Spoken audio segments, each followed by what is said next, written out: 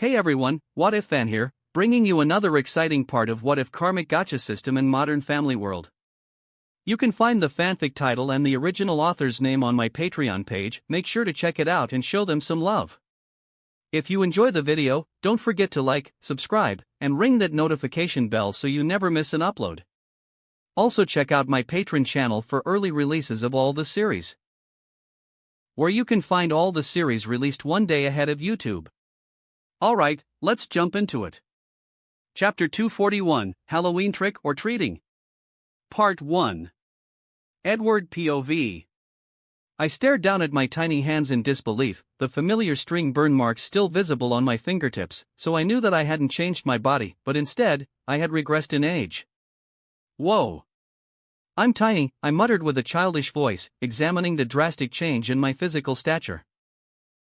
My Hogwarts-inspired robe now dragged along the ground, the once perfect fit now comically oversized. I quickly pulled out my phone, the device appearing massive in my diminished grasp. Peering into the screen, I took in my transformed appearance with a slight surprise, my once-long brown hair now falling just past my neck, making my head look slightly like a mushroom, my chiseled jawline softened into slightly puffy cheeks. Damn, I still look cute at 7 years old, I said, a hint of reluctant amusement in my voice. But the realization of my precarious situation quickly set in. This is dangerous, I muttered, my brow furrowing with concern. I really hope I won't attract any forceful invitations to a private island in this state.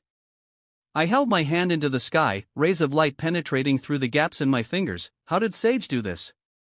Did she gave me the drug cone in use? I assumed and decided to keep the antidote close to me. She told me before that it won't work if I eat it now, so I had to wait until the perfect timing. Suddenly, I saw a group of SWAT team members scouring the area. Shit! I turned backwards on the street and ran away from them quickly. Damn it, Sage! How the hell should I explain this? I pulled out my phone again and called, Robin, I need you. Sorry, unauthorized personnel. I made a mistake and Robin started to lock up my phone's accessibility. Wait, Robin, it's me. Edward. I have been turned into a small child by an evil god. Wait, no time to play, override code, Harambe is the key. I continued on to tell her the 64 combinations of letters and digit code before she accepted my override code. Override accepted. Hello, sir. I breathed in relief, slightly patting myself on the back for thinking far ahead. Robin, I need you to adjust my voice to be my original one, and connect me to Agent Smith. Wait, I need to call Sage first. But, I soon cursed my luck as I couldn't get to her. As intrigued as I was with my transformation, I was also a nervous wreck about getting caught looking like this. Luckily for me, the neighborhood kids had already spilled out onto the streets to go trick-or-treating as darkness fell. I hid behind a tree, shrouded in my oversized clothes, when suddenly a kid in a Phantom of the Opera costume and mask approached me, his trick-or-treat bucket swinging in his hand. Hey kid, I whispered, waving him over conspiratorially. The boy paused, then slowly walked towards me, his curiosity piqued. Are you supposed to be Harry Potter? The boy asked, eyeing my ill-fitting robes. Did you get your brother's hand-me-downs? Yeah, too bad for me, I sighed dramatically. What's your name, kid? Henry. And you're also a kid, so don't call me a kid. He said sternly. Well, Henry, I'm Harry, I said, cringing inwardly at the lameness of my alias. To my amazement, the boy bought it, hook, line, and sinker. Awesome. You even have the same name. Henry exclaimed with innocence.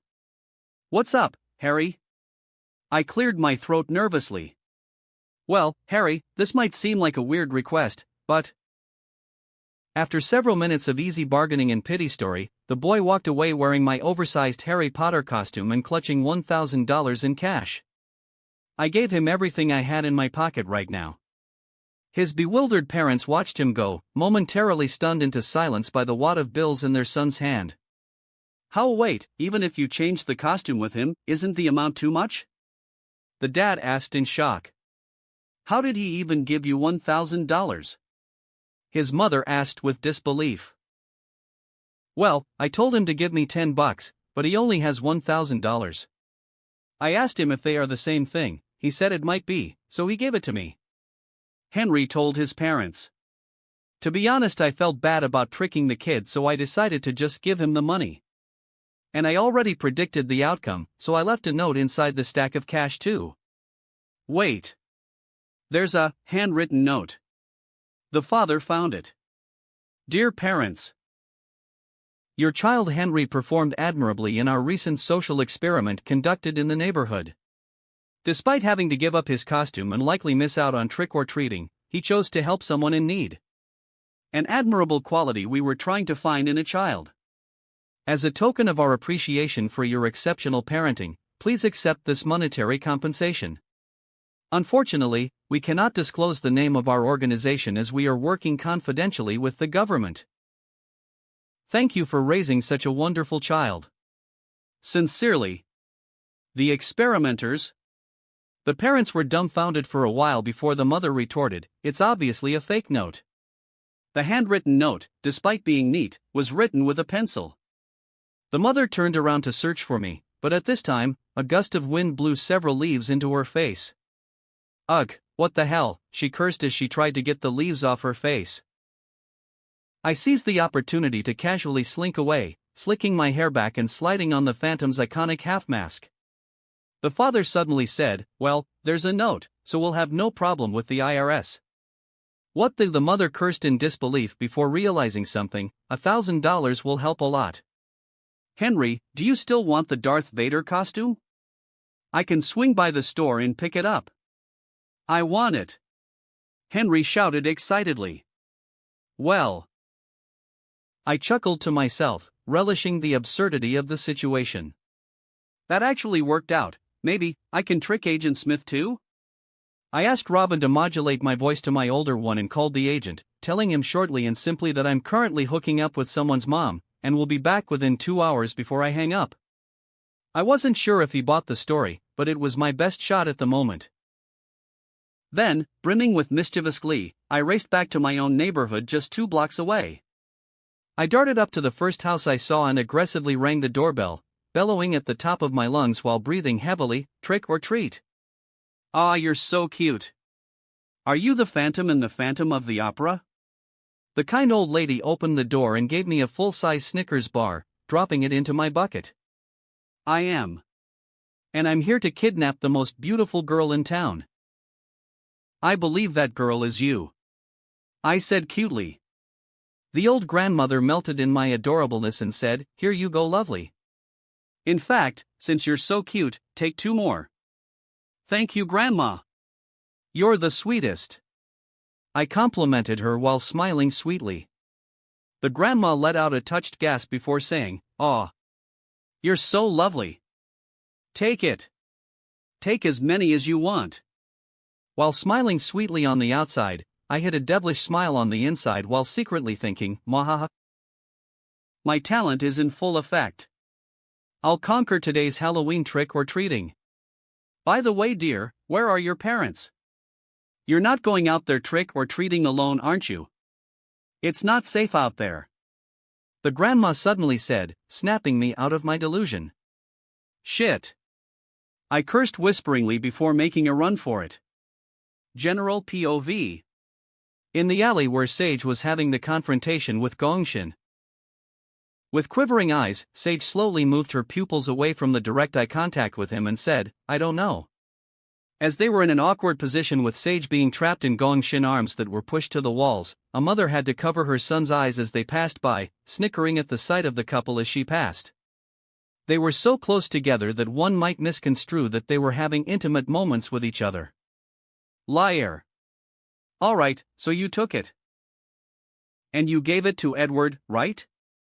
He initially asked her a question about whether she took the APTX pills from him, but truly, that was just a formality question as he had already known about it. Sage was flabbergasted before she became angry. She glared at him and said, "It's just for 2 hours. I'm letting him be a kid for just 2 hours. And let him live the childhood dream he always wanted. Is that too much to ask?" Gongshin's exasperation was palpable, his hands grabbing Sage's shoulder as he spoke. "I don't care about the pills, I don't even care about him wanting his childhood back. But do you know what you have done? Since you took the pills from me, I'm. He paused, his expression shifting, a flicker of vulnerability crossing his features before he schooled his expression once more. Being locked out. Locked out from what? Sage asked nervously, her breathing becoming quicker. Gongshin released Sage and walked a few steps away. It means, I can't help him at all. No matter what happens to him. He can be put in child protective services. Or he will be under deep scrutiny when he becomes an adult again. I have no way of actually being there to help him avoid all of that. Sage was shocked and walked closer to him. Why can't you? Gongshin's demeanor became more agitated as he explained, because it's the rules. As guardians, we cannot interfere with the affairs of the mortals, but since you took it from me, the matter directly correlated to me. So right now, I don't have any powers too. I'm just an ordinary guy. Sage heard it and froze for a bit. Then, she decided to run. Where are you going? Gongshin yelled at her angrily. I need to go find Edward. Then, I can help him. Sage called out as she turned the corner, her figure disappearing from view. As Gongshin watched Sage's retreat, his angry expression suddenly transformed into a relaxed, almost satisfied one. He massaged his face and muttered, "Oh God. Acting is hard." Now, for the next phase, he muttered as he acted anxious and worried again while taking out his phone. He dialed someone. Listen to me very carefully, something terrible has happened. His body slowly turned to nothingness, and the alley turned empty soon after. His last sentence, spoken in a tired voice, reverberated in the empty space. One has a heart of ice, logical, but has no humanity. The other one is too human, but has something wrong with her brain. Why am I the one who's supposed to take care of them? In Edward's house, the FBI agents who were supposed to guard Edward were helplessly trying to track him down. Agent Gobble asked tiredly, "Can we track his phone?" Agent Smith let out a resigned sigh, "Can anyone?" There was a brief silence before Ted spoke up. "What did Ed tell you when he called?" Agent Smith hesitated for a moment, but then replied, "He told me he's hooking up with someone older and wants some privacy." Is it possible for him to do something like this? Ted opened his mouth, but then his eyes widened as he realized the implication. Smith caught Ted's reaction and exclaimed, "Wait. It's possible." Frankie chimed in carefully, "Not that any of what we're saying is confirmation, but he does have a slight tendency to go after women older than him." Gobble interjected with a wink, "All right, we'll be honest with you guys. We've seen a lot worse. Everything we see is confidential by our contracts, so there's no need to worry about us using it against you." No one really believed him, but Smith moved on. "Is there anyone who might know who he's with right now?" Ted's eyes flickered, and he muttered, "Max." "I'm sorry?" Smith asked, unable to hear him clearly. Ted turned to Frankie first, then to Smith, dodging the question. "I mean, if anyone knows about it, it must be Max. Can you call him and find out?" Smith requested. 5 minutes later, Max answered the phone, and Ted put her on loudspeaker. "Hi. I've only been here 2 days. Miss me already? Ed is missing. Do you know where he might be?" Ted asked bluntly. "Wow, no foreplay at all, right to it, huh? But again, sometimes I like it that way." "It means there's not much talking to be done," Max replied with a dirty joke, making Ted roll his eyes. The agents remained unfazed. Frankie smiled and said, "I do miss you, Max." "Frankie. I miss you too."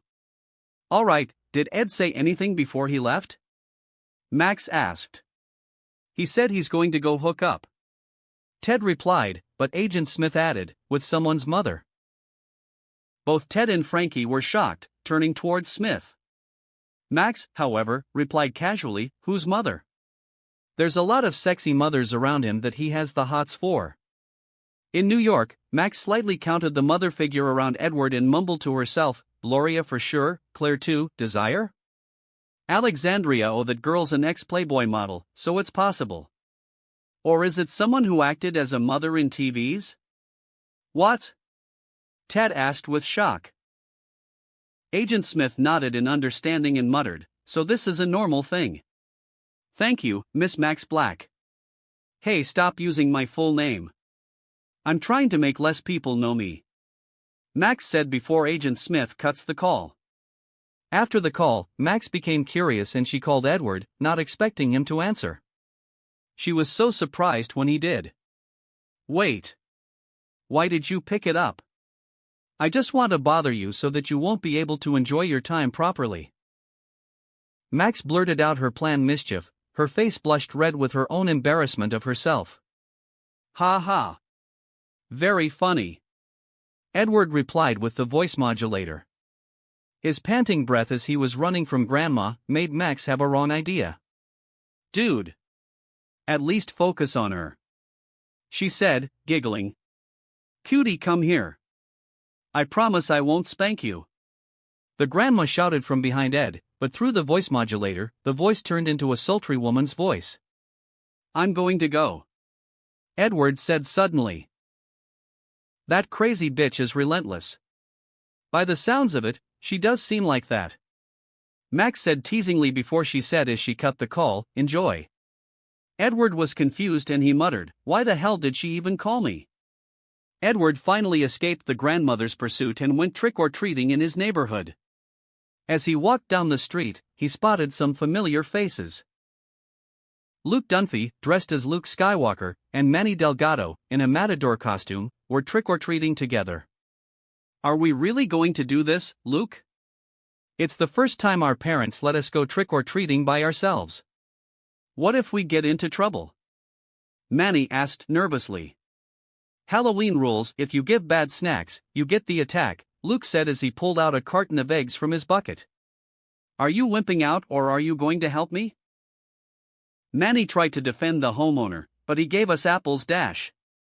Suddenly, Edward popped up beside them. "So he deserves it." "Let me have one," he interrupted, reaching for an egg. Luke and Manny let out scared yelps before glaring at Edward. "Who are you anyway?" Manny demanded. "Who cares? He's egging the house with us, he's part of our team now," Luke said happily, handing the egg to Edward. "I'm Luke, and this scaredy cat is Manny." "I'm Harry." "Harry Styles," Edward replied as the trio pelted the house with eggs. The irate vegan homeowner ran outside, yelling, "Hey, you brats!" But the trio quickly escaped. "Hey, you're cool. Want to join us trick-or-treating?" Luke invited Edward. "Sounds good, let's go," Edward replied. But as he turned, the old grandmother suddenly grabbed his hand from behind. "Sweetie, I finally found you," she exclaimed. "Ah!" Luke and Manny shrieked in horror before fleeing. "Hey, help me!" Edward cried out, but his new friends had already taken off. "Let's go, child. I need to have a word with your parents about letting you out alone," the grandmother scolded.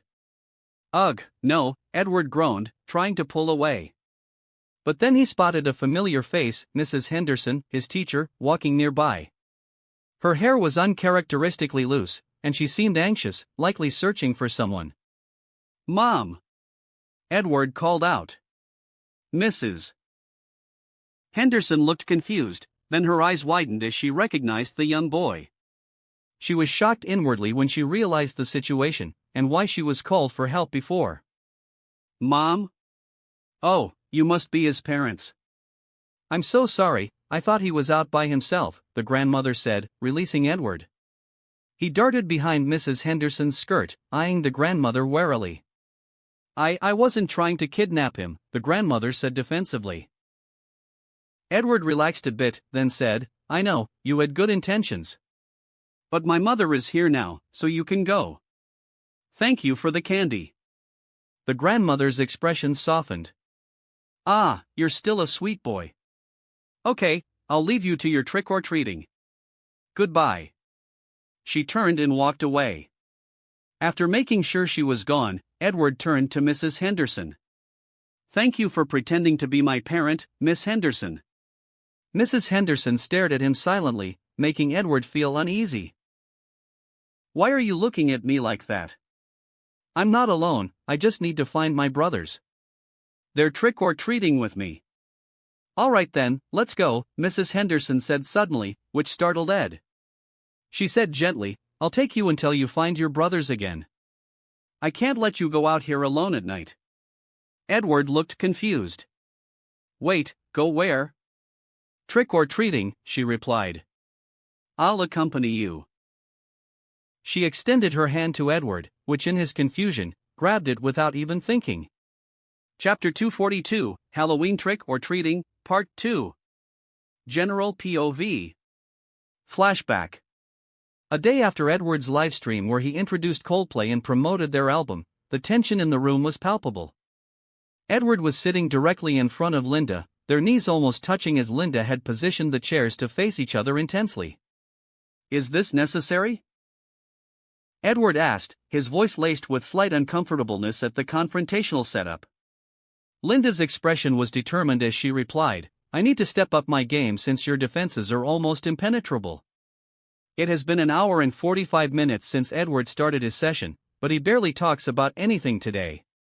She then took out a pen from her cleavage, crossed her legs together, and said, I want to ask you a few questions about the upcoming holiday if you don't mind. Edward, feeling a bit intrigued, said happily, Halloween? Yeah, we can talk about that. We can talk about that all day long. Great. So tell me, Edward, why do you have 13 costumes planned out for Halloween? Linda asked, her gaze unwavering. Edward was surprised by her knowledge and asked defensively, wait. How did you even know that? I have my sources, Linda said with a teasing smile. As Edward was narrowing his eyes at her, she revealed, your father told me just before you came in. Although, he just said that you're indecisive about picking one, and was just laughing at the thing the whole time. But, when I noticed the numbers, I realized there may be something more about the whole thing. Edward nodded, feeling slightly relieved, before leaning backward on his chair and saying, like he said, I'm indecisive. However, Linda refused to back down. She leaned in and said firmly, really?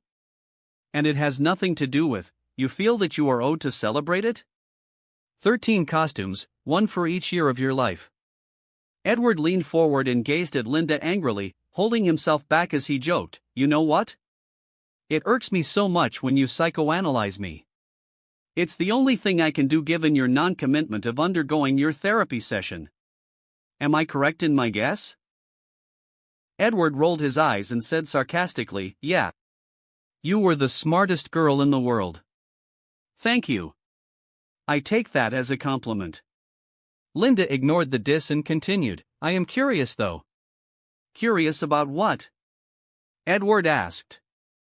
Why 13? Why not 14? Edward paused briefly before he smiled and said, because I had that one time with my dad. Linda was taken aback, and she smiled sincerely.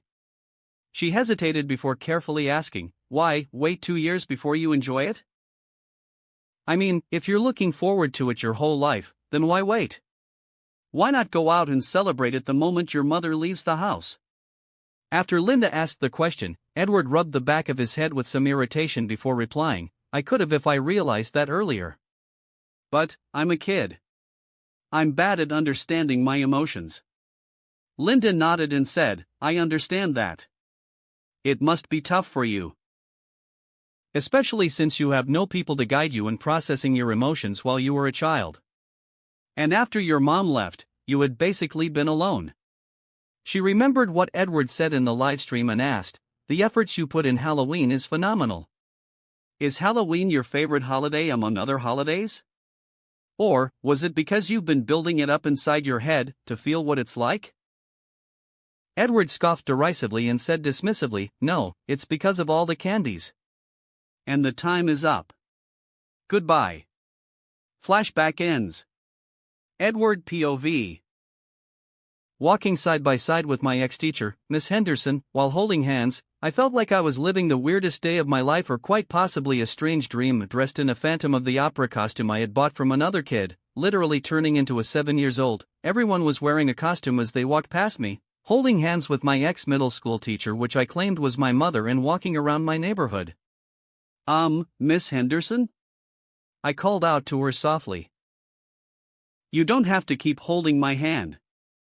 I won't run away. I know. I just want to, she replied curtly, her attitude a complete opposite of how I knew her. Compared to her usual reserved demeanor, she seemed a bit clingy, and most importantly, she accepted the whole situation too easily. In fact, it was suspicious to me that she hadn't tried to ask about my identity or my family. Nor did she even ask about my name. Going on a trick-or-treat outing with a random child she grabbed off the street? I wonder if she's a mentally unstable person pretending to be a functional adult, I thought, my mind racing with questions. Maybe I should have implanted some additional initiatives to open up the mental institutions back then? My thoughts were interrupted when she suddenly karate chopped the top of my head. Ouch! Why did you do that? I asked, shocked. You look like you were thinking about something rude, she said, pointing to the next house. We're here now. They just left a bowl of candy outside, so you can take one. All right, I replied, giving her a purposefully cute smile, but she didn't react, which only served to confuse me further. So it's not because of that, then, why is this happening? A little frustrated, I faked a smile after I picked up the candy, and went back to her. She reached out her hand to me, and I reluctantly held it again. By the way, do you know me? I asked her. I don't. She replied. Then, why are you helping me? I asked curiously. I just feel like it. She replied ambiguously. At the next house, a sweet, blonde Christian woman opened the door. Ah, you are so lovely. Is the costume your idea? She asked me. Yes. Because my mom here said that I can sing like an angel. I said innocently while pointing at Mrs. Henderson who's standing behind me. Mrs. Henderson was startled, but the mom was already excited. Oh, then why don't you sing a bit for me? She requested. I'll do it for 2 more chocolate bars. I negotiated. Deal. James. You gotta come see this. Coming, Christina. A middle-aged man with cheerful spirit and a thick head full of hair joined his wife. Oh, is he going to sing for us? The husband asked in excitement after getting the story from his wife. Give it your best, big guy. He encouraged me. It's better not to. Mrs. Henderson tried to stop me, but it was too late. I started rapping the lyrics to Baby Got Back with style. I like big butts and I cannot lie. You other brothers can't deny that when a girl walks in with an itty-bitty waist and a round thing in your face, you get sprung, wanna pull up tough cause you noticed that butt was stuffed deep in the jeans she's wearing. Oh Lord. Christina held her cross necklace as she looked at me with a horrified expression. Her husband was bobbing his head as he enjoyed the song though, albeit subconsciously. I'm hooked and I can't stop staring. Oh, baby, I wanna get with ya. And take your picture. My homeboys tried to warn me. But you got makes me so horny. Mrs. Henderson covered my mouth and picked me up before I could finish the song. Just forget about the chocolates, she said anxiously as she dragged me away. In the next house, I sang the lyrics to WAP, which made her do the same thing again. Are you going to act like this the entire time? She asked with a slight annoyance in her tone. I laughed and said, you know you can leave anytime you want. Mr. Newgate, I'm not going to leave, so just forget about that. She said as she grabbed my hand and tried to walk forward, but I wasn't moving. She turned slowly towards me. I looked at her intently and said, I've never told you my name. And if I did, I won't actually tell you my true name. So how did you know it was me? Mrs. Henderson? Mrs. Henderson POV. When I received the call that he was in possible danger, I didn't hesitate. I rushed towards the neighborhood, frantic to find him. That's when I heard the desperate shout of someone calling me his mother. As I turned to look at the child, my entire being was shocked when I realized who he was. I could never forget that face, the one I've been watching over since he was just born, from his first steps to his first words, from losing his baby teeth to the day his entire world lost its color. This was the face of the child I've carried such immense guilt for. Why didn't I interfere in his life sooner? Why was I only ever a silent observer from afar? Mother, he called out to me again as he rushed into my arms. My knees felt weak, the guilt and happiness of seeing him once more tore me apart. It was unsettling, this pull I felt towards him. I realized he had fallen into his new guardian's scheme, made a child again. While the method was unorthodox, I couldn't help but applaud this guardian for daring to break the rules in a bid to help him. Something I had been too afraid and too busy to do in the beginning. There was no logical reason for me to stay now that I knew I had been deceived. And yet, I found myself reluctant to leave. I wanted to see him, to witness him enjoying the childhood that had been stolen from him. His defiant behavior, meant to embarrass me into departing, only made me feel an odd sense of fondness. I liked seeing him act this way, it made him seem more like the child he was meant to be. Rather than being locked up in his house, forced to mature early in his never-ending struggle to make his mother proud of him. The external needs of validation that prevented him from ever truly trusting anyone with his true thoughts. I wanted to see him always be happy like this. Burdenless. So how did you know it was me? Mrs. Henderson, he asked, catching me off guard when I misspoke. Or maybe I did that on purpose. I had no idea of knowing what exactly prompted my actions today. Instinctively, I yearned to use my powers to make him forget, but then I remembered I had been stripped of them. Strangely, this realization brought a feeling of relief. I was so confused with myself right now. Crouching before him, I found myself fixing his hair and removing his mask as I wanted to look at his full face, unaware of the uncharacteristic tenderness in my expression. Edward seemed surprised, but said nothing, waiting patiently for my response. It seems you already know the answer, I told him. To my own astonishment, he accepted this easily, even smiling as he guessed, "You're the one who spanked me as a baby?" "Just once," I replied, matching his likeness. "Are you the one labeled in my file as first guardian?" he asked again. I nodded silently, unsettled by how effortlessly he pieced it together. Given his remarkable mind, I knew there was no point in denying the truth. "So you have been watching me all these times?" he asked. "Yes," I replied. "Are you disappointed?" "Well, that should make our connection artificial to me," he replied. But he continued, "However, I don't know why, I don't feel an ounce of anger or disappointment at all." "And why is that?" "Well, when I met Sage, I realized that you don't have the obligation to help me. But when I saw my files, I understood that you have been working behind the scenes to do it, unlike Sage who likes to bulldoze through. So, what I wants to say is, thanks." Before he could finish, I hugged him abruptly.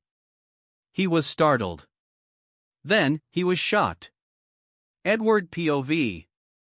Mrs. Henderson was crying. She cried as she hugged me. The Ice Queen broke down. "I'm sorry. I should have watched over you more," she said as she apologized sobbingly to me. My chin quivered as the emotions affected me, but I played it off cheerfully. "Why are you apologizing? You're not responsible for what happened to me, at all." In fact, what happened to me wasn't even that bad compared to what the other kids are going through. I wanted to console her, to make her understand that I held no ill will. This woman had been a constant, if silent, presence in my life. Even if our connection was artificial, the knowledge that she had been watching over me all these years filled me with an odd sense of comfort. She burst into crying even harder. So I continued trying to console her. While patting her back with my tiny hand, and my voice a little shaky, I said, "Listen, I'm really fine. I had a bad mom. I don't have a terminally ill disease, nor was I living on the street. What I have is already good enough. You don't have to apologize to me, at all. Just because someone else has it worse, you don't have to try to diminish what you have experienced," she suddenly said. She pulled herself away from me and looked into my eyes. "Sure, the kids in hospitals have it worse, that doesn't mean you have to feel guilty for having thoughts about your own life. It doesn't mean you can't complain. It doesn't mean that you can't be hopeful. I I couldn't reply to what she was saying. She held my hand again and said, "Others might not know it, but I know exactly why you love Halloween." The candies, right? I joked. Yeah. Especially the part where you don't have to work hard to get the candy. It was just given to you. And I'm assuming there's a deeper meaning behind that? I said jokingly. Mrs. Henderson smiled tiredly and said, "There is, but we can talk about that later." How much time do you have left? Around 45 minutes. Why? I asked. She stood up and held my hand again. Rather than me walking you around, I think, there is someone else you'd like to spend the last 45 minutes with, don't you? Well, I do, but it'll be impossible for me to have that anymore. I replied with a sad smile as I re-wear my mask. Mrs. Henderson said, "It's impossible to do if you're alone." But, you have me to help you smoothen things out. Wait. Since we're already here, we should stop by first, I said, gently tugging Mrs. Henderson's sleeve as I pulled her towards the unsettling scene beside us. The Dunphy house loomed before us, a sinister silhouette against the inky night sky.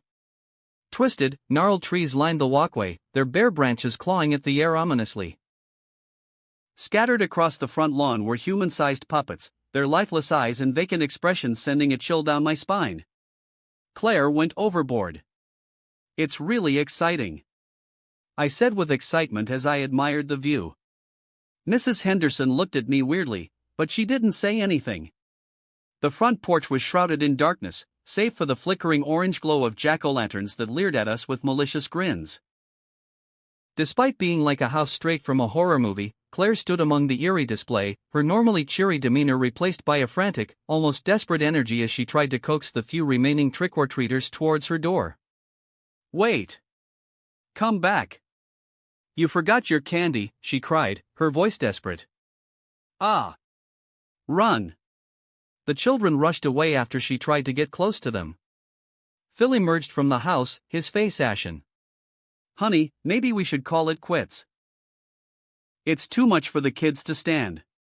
He shuddered as he glanced back towards the interior, where the ominous silhouette of the dollhouse could be seen, its countless eyes seemingly watching his every move. I subconsciously gripped Mrs. Henderson's hand tighter before pulling her towards the house. Claire and Phil beamed up as they saw me. Hey! Aren't you Alex's teacher, Mrs. Henderson? Claire asked with some surprise. And when she saw me, her eyes shook. You have a son? Mrs. Henderson was taken aback and said, No. I'm just looking out for him.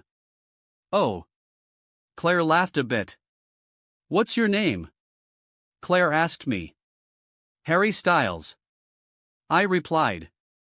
Phil greeted with friendliness, despite wearing the Jigsaw costume. Oh, your name is like a name for celebrities. I'm sure you will be big one day. Claire, who was dressed like the female version of Jigsaw, smiled eerily and said, Welcome Harry, to the dollhouse of nightmares. Sweet. I exclaimed, which made Phil bewildered. He likes it. Claire laughed in satisfaction and opened the door to the house wide, welcoming me to enter. There were numerous dolls inside the living room, filling every nook and cranny of the space. Aren't you afraid that they will come to life and haunt you? I asked the duo with an innocent tone. Claire smiled while Phil looked a bit worried. She said, You shouldn't worry about us, but you should worry about yourself. Naughty boys who don't listen to their parents, when entering the dollhouse, will be turned into a doll himself. Sweet. I wanted to become a doll. I replied, throwing a wrench in Claire's ploy to scare me. Phil chuckled and rubbed my hair. Here, take the candies. Phil, he doesn't even flinch. How can we scare Edward like this? Claire asked her husband. First of all, are you even sure he's coming? Won't he go straight to his party? Phil asked. Claire opened her mouth, but she couldn't reply. While I was filling my buckets with candies they placed on the table in the living room, Enid, Jenna, Alex, and Elsa came downstairs. Why do you even bother coming out with a plan? Ed's not coming. Elsa said. Enid replied, He will come. Then, we can bring him trick or treating. As long as Alex and I stay in front, the parents will give all of us candies. Mom, we're going to go now, Alex said before she suddenly turned to the teacher, Mrs. Henderson. Why are you here? She came to give you your report card. You fail in every subject. I shouted to scare her from behind. Alex and Enid flinched before all of the girls turned towards me. Who's this midget? Enid asked mockingly as she pointed at me. However, as she saw the exposed part of my face, she became confused. Even Jenna noticed it too. Alex's commentary. It might be the Halloween vibes and all, but I almost screamed when I heard what the kid said. Commentary ends. Mom, let's go. I took Mrs. Henderson's hand and said to Claire, thank you doll lady, and doll gentleman. Both of them chuckled in satisfaction as they waved me off. By Harry Styles. Phil shouted from afar. Ding dong.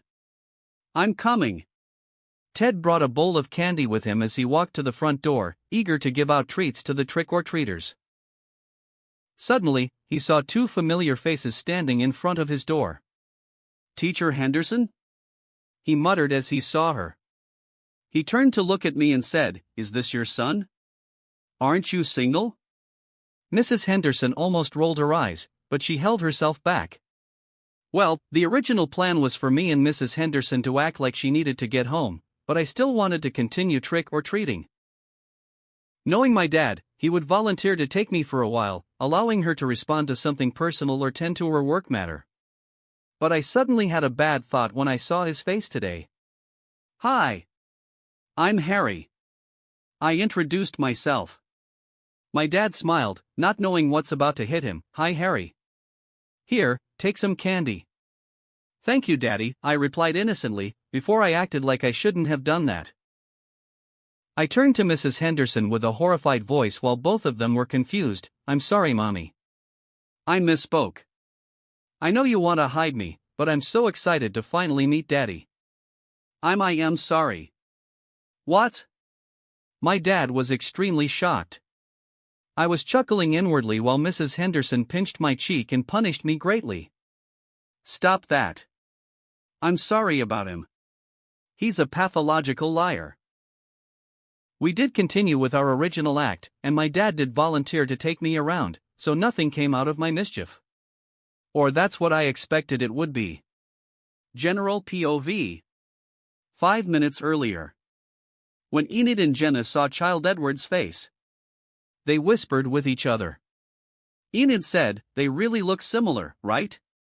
I know. It's like they are brothers. Should we take a picture of him to show Ed? Jenna suggested. That's a great idea. Enid said before both she and Jenna followed Mrs. Henderson. They were confused at first as to why the duo went straight to Edward's house, and when they heard what little Harry said at the door, both of them froze in place. They ran away before they could hear the whole thing, and hid behind the bushes. They gazed at each other with a blank stare. Enid spoke first. Did you hear what I hear? Edward has a half-brother? And Mrs. Henderson had hooked up with his dad? Jenna muttered with disbelief. Chapter 243, Halloween Trick-or-Treating, Part 3. Edward POV. Standing on my father's left side, my half-mask covered my face as I walked side by side with him. He wore a simple cowboy outfit with leather boots and a cowboy hat. While we were walking, it was awkward between the two of us. He suddenly asked without prompting, why do you like lying? Whoa.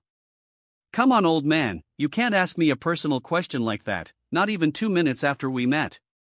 I muttered with disbelief. He was taken aback and apologized, sorry.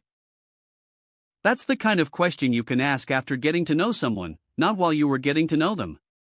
You suck at making small talk, old man. I said I'm sorry. My dad muttered apologetically, at the same time my reaction made him chuckle. While walking, we saw Gloria and Mitchell who were taking Lily around trick-or-treating. They were going in the direction of the Dunphys' house, which meant trick-or-treating was over for them. Hey Ted. Mitchell greeted as he walked towards us. Hola Ted. Who is this? Your son from your family out of town? Gloria said teasingly. Huh? What does that mean? I was confused. Mitchell politely explained, she meant family from the other side of the town. Oh wait, why am I explaining it to you? He finally came to his senses. No, this is Edward's former teacher's son? He looked at me as if to get confirmation. She's my aunt, I replied casually. I lost track of how many aunties I have right now.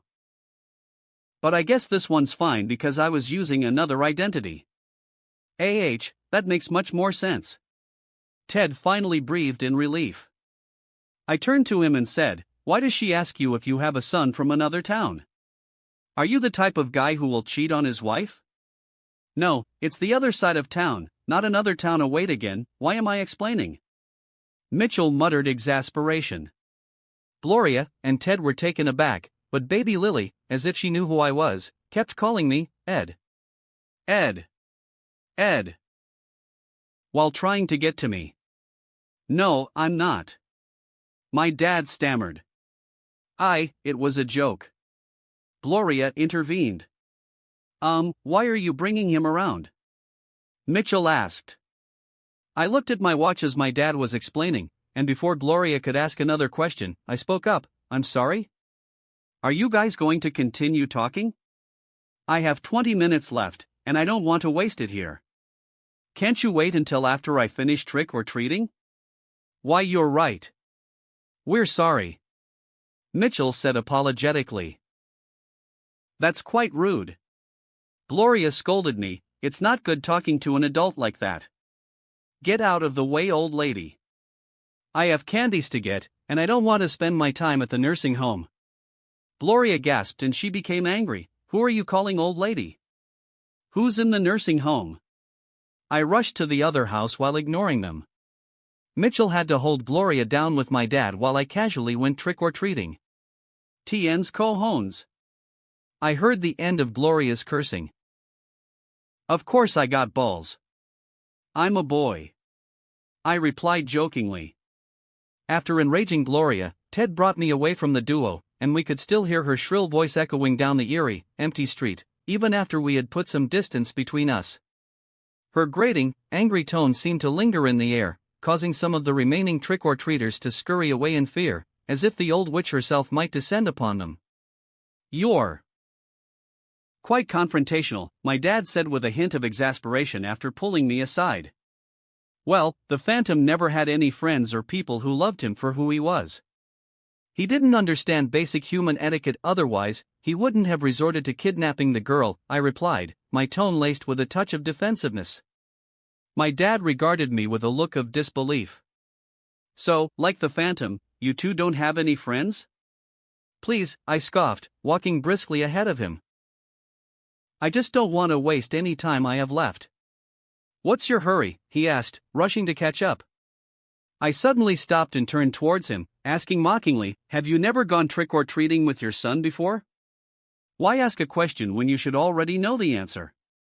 His smile faltered, replaced by a look of sadness.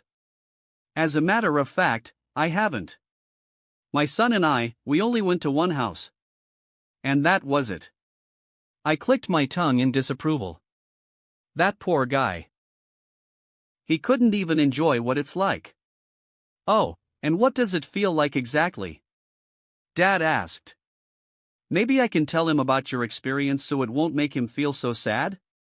Well then, in the next 15 minutes, I'll teach you all about Halloween.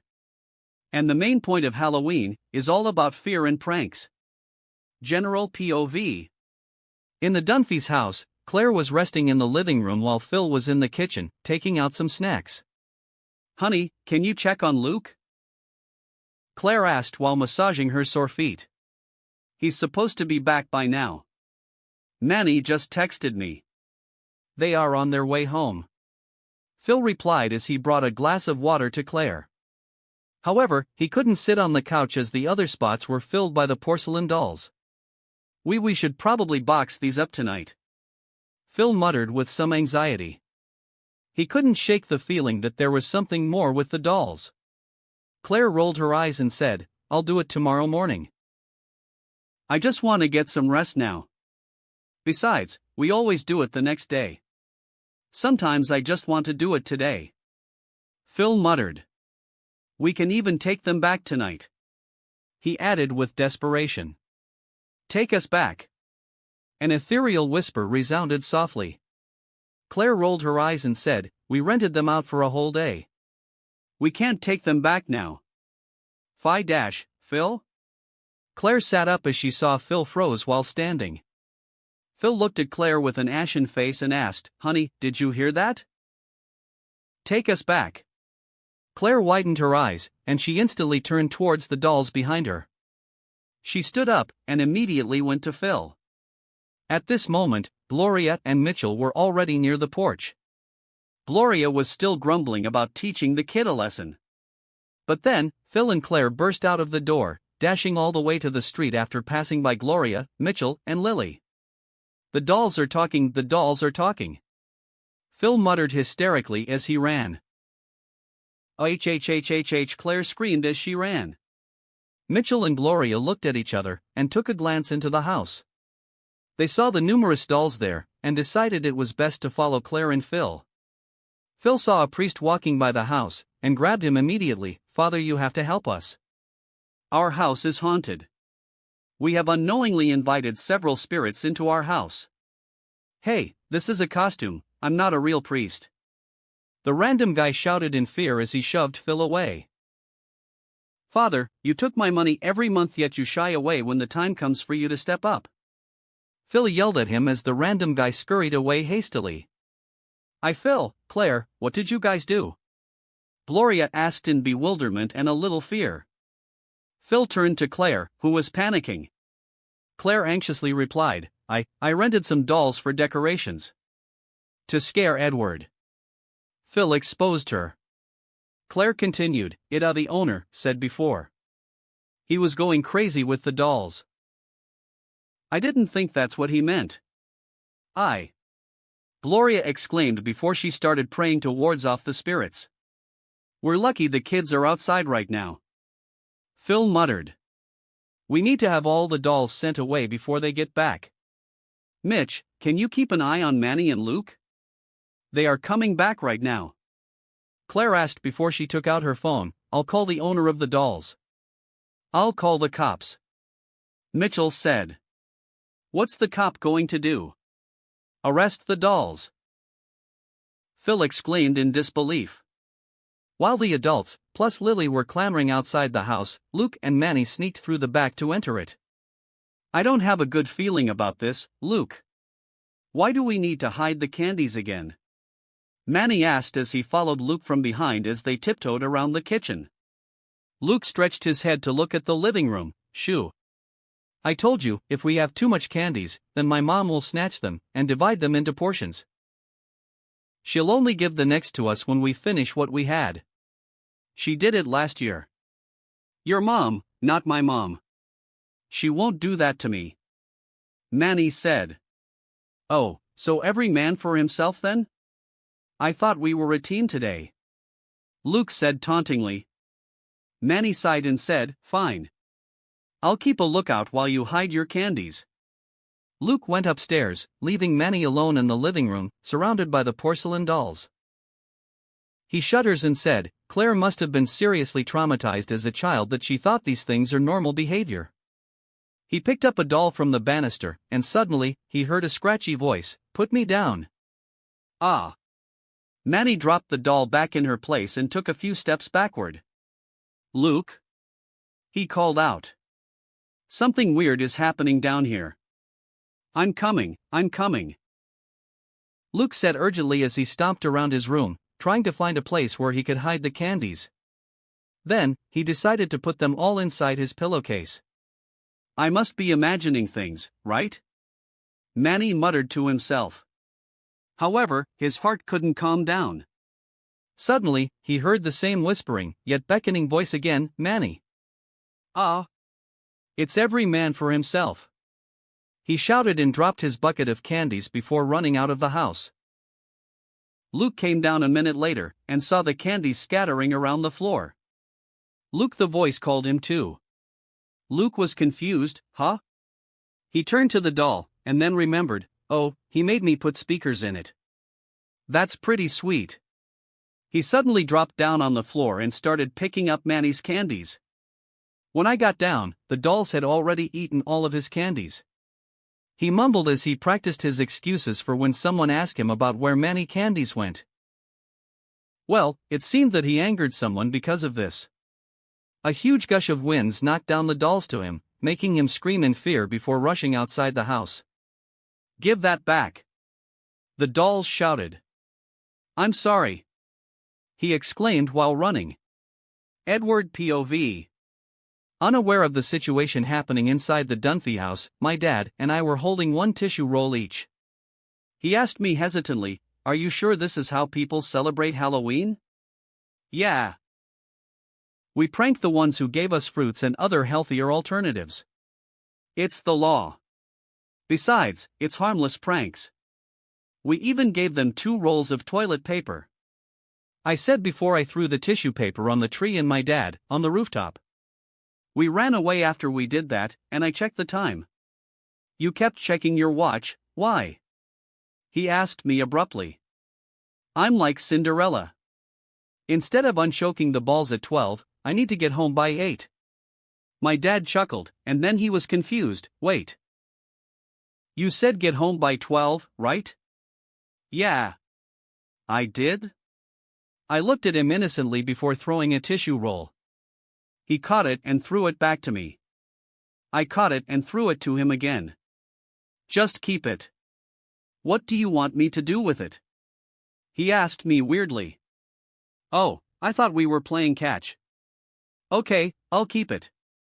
Now, I have time for one final house. Let's go to the scariest house in the neighborhood. Mr. Klezak's house." "Wait. How did you know Mr. Klezak?" my dad asked, but I ignored him. "Who doesn't know him?" I answered ambiguously. It took only a short walk to Mr. Klezak's house. After I rang the door, the old man with breathing support, wearing his robe, opened the door. He asked gruffly, "What do you want?" "Trick or treat," I said while holding my bucket of candy.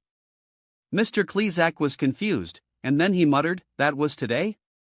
It's okay if you forgot. He has enough candy already," my dad said. I protested, "Hey, there's never the term, enough candy for a kid. Don't make your own decision."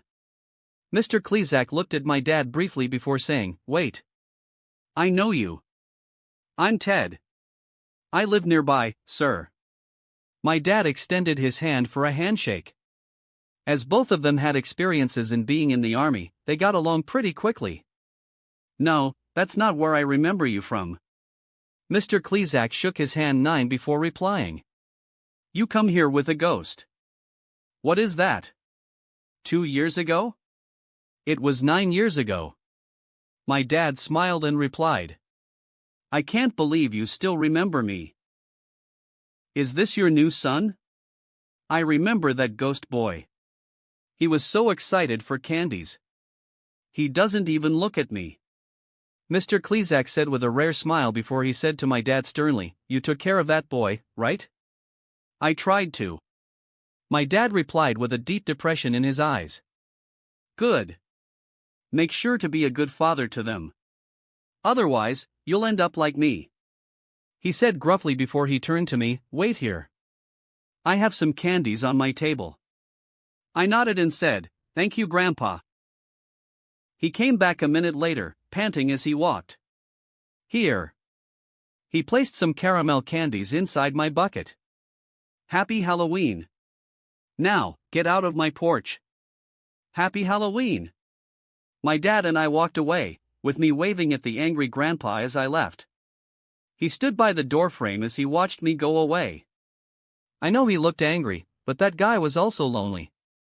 "Thank you, Mr. Ted, for taking me around," I suddenly said to my dad. He looked at me with confusion. "Oh. You're welcome. Next year, if you want to, you can come trick or treating at my house." "I will if I have the chance," I said before I walked near him and gave him a hug. He was startled at first, but then he hugged me back lightly while patting my back at the same time. "Thank you," I whispered before I released him. "Wait, look over there," I suddenly shouted while pointing at the sky. My dad turned around to check it out, but there was nothing there except for some clouds. There's nothing, Harry?" He turned back, only to see I was gone. "Harry!" he shouted, but I didn't answer him and continued slipping away. With the cover of the darkness and my own costume having a dark color theme, I managed to get away from him quickly. I sat on the curb, while unwrapping a candy bar before popping it into my mouth. A wave of contentment washes over me, and without me realizing it, my lips curled up into a smile. The gentle night wind blew, and it hit my face as if it was comforting me. I closed my eyes as I enjoyed the moment. The short, relaxing moment. The moment that made my life felt better. I finally have a proper memory of the holiday with my dad. Except, I was the only one who knew about it. "Why do you like lying?" I remembered his question before. Well, Mrs. Henderson probably got it right. Maybe I am a pathological liar. But growing up, lies are necessary for me. Lies become the shield that protects me, and everyone else around me. When I got beaten up by the warden, I lied to the other smaller kids there, telling them that I fell down. When we all had to go hungry for days, surviving only with the bare minimum, I lied to everyone, telling them that I heard people would donate to the orphanage, and we could eat again. I lied and lied, until I was an expert at lying.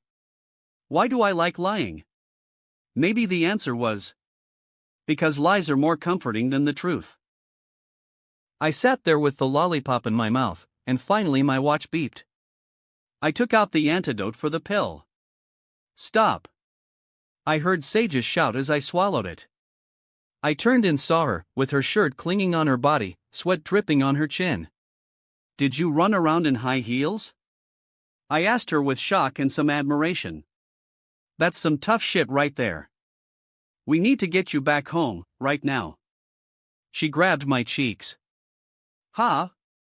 Why?" I asked with confusion when I suddenly realized it. Oh damn, I won't fit into the shirt anymore. "I will be naked out here if I don't, won't I? Come on. We need to move fast," she said as she grabbed my hand and we rushed to my place. "Wait, my friends are at my house. We'll just have to face them," Sage said. My body started hurting, and my heart beat quickly again so that I couldn't run anymore. Sage picked me up into her arms, and ran towards my house hurriedly. Luckily for us, my house was empty at the moment. We went straight to my room where Sage had to cut me out of the shirt. I also choked myself in it, and I became completely naked in front of her after I grew back into my teenager self. Sage flopped down on the floor and said, "Oh. Ha, we made it." "Thank you, Sage," I replied breathlessly as I lay down on the bed. Suddenly, I sat up and looked at the door. She asked, "What's wrong?"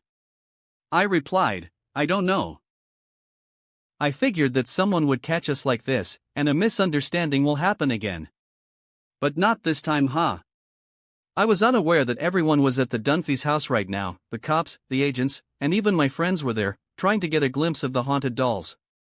I changed into a simple white shirt and khaki pants while Sage took off her shirt to take a shower. She took off her shirt casually, not even minding my presence there. "I'll go and see what's going on," I said to her as I finished wearing my clothes. "Okay.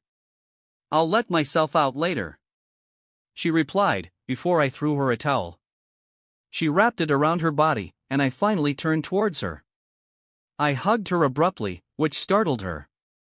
"Thank you, Sage," I said sincerely. She smiled as she relaxed, and said, "You're welcome, Ed.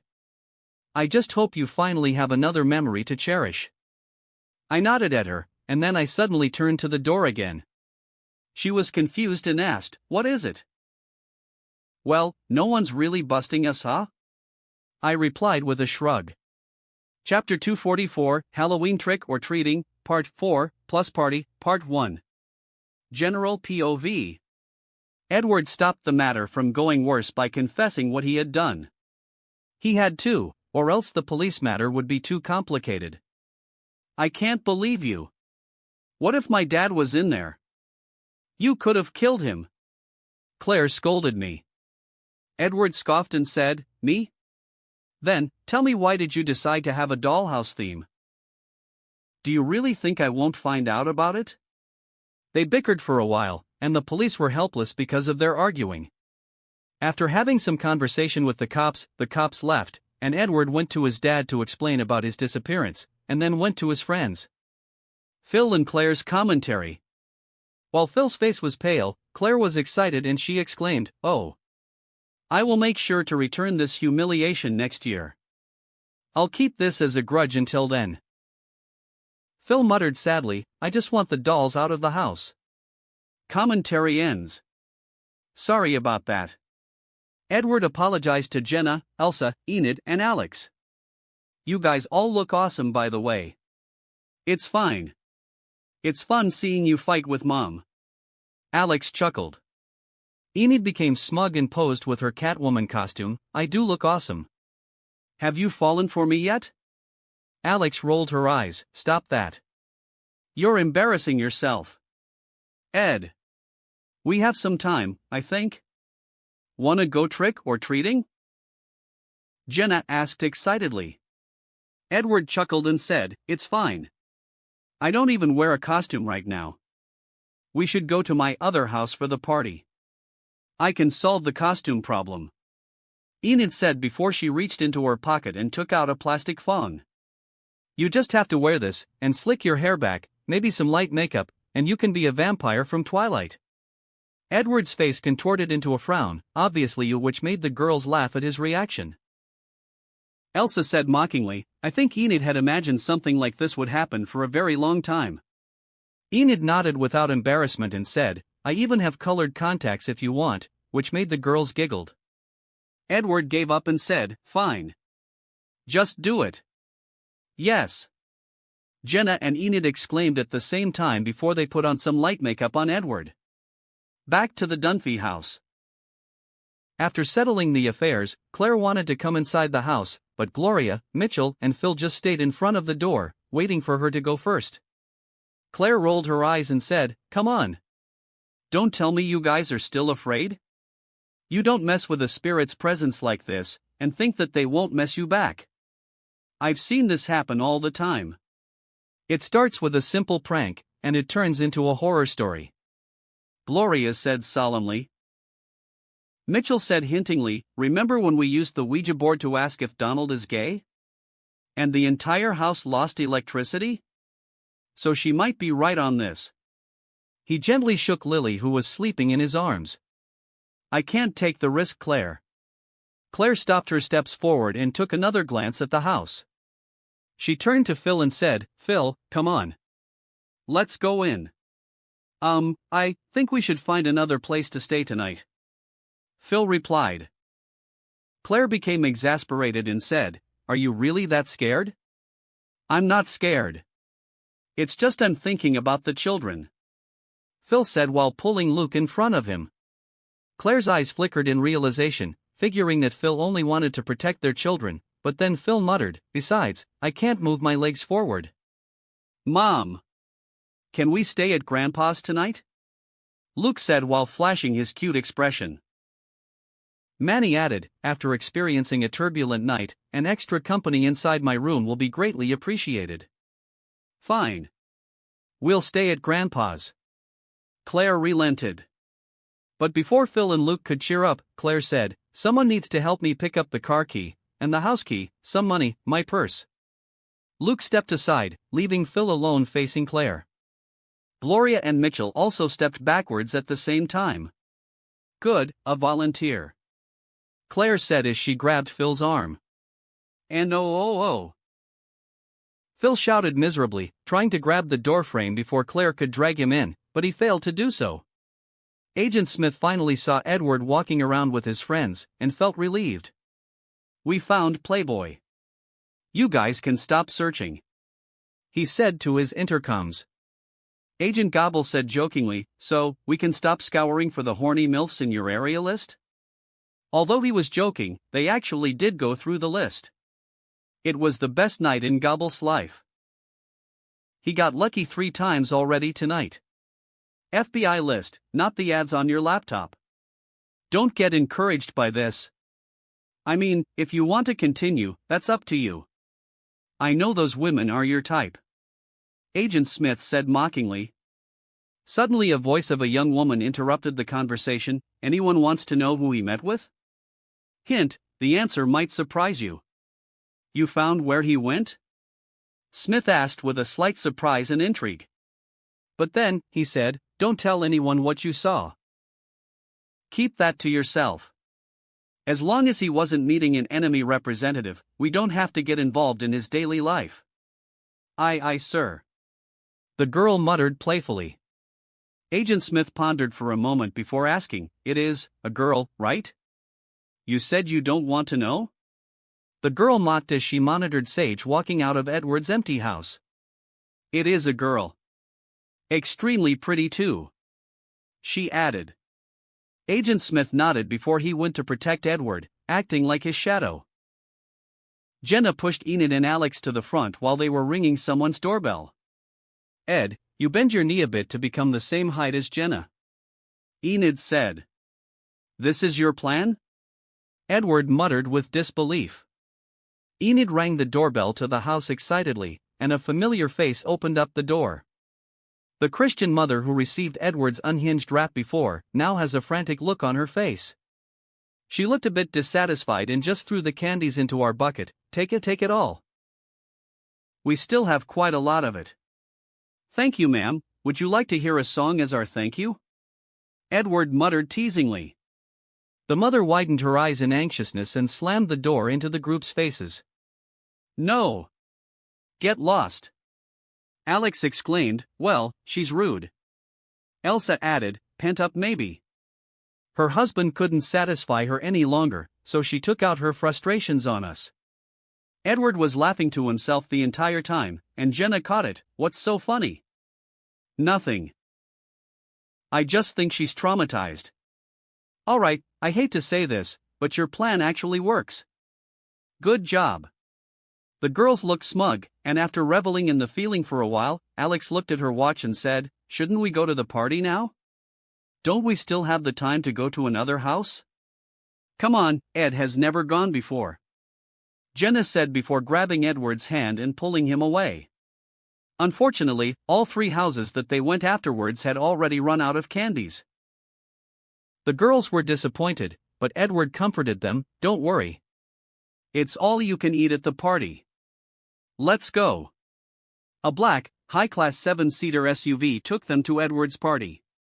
Elsa wanted to rent a limo at first, but was vetoed by Edward. The others were already at the party, so they needed to hurry. Haley's commentary. No, we made a mistake. Haley muttered with an ashen face. Commentary paused. In front of Edward's house, a crowd of party invitees were already congregating there, muttering in dissatisfaction as they were forced to wait outside the house in the cold night. They have waited for almost 30 minutes now, and few have already considered leaving the place. Haley commentary, we should have never trusted him. What's going on? Phineas, who was wearing an Albert Einstein costume, asked Haley. Why can't we go in? Billy, who was wearing a simple Fiona from the Shrek movie outfit, rubbed her cold shoulder with her hands. Haley looked nervous and she said, let me talk to Uncle Cam. That's what you said half an hour ago. Kyle exclaimed in annoyance. The crowd murmured in dissatisfaction, and there was a hint of them turning into an angry mob. Edward finally arrived at this time, and he was confused when he saw the people waiting in front of his house. The SUV couldn't go into the driveway, so he and the girls exited the car near the street. Edward walked towards the mob there, and some people exclaimed in excitement when they saw him. Troy? Edward saw a familiar face climbing on a lamp pole. Barnes Troy was startled and he slid down the pole quickly. His eyes glittered as he saw Edward and said, Hey! It's good you're here. The Dunphy girl won't let us inside. Ha! Are you sure? Edward asked in confusion. Let me talk to her first to see what's going on. Barnes, who was wearing a Moses outfit, stood in the middle of the crowd and shouted using his dramatic voice, "Make way for the chosen one."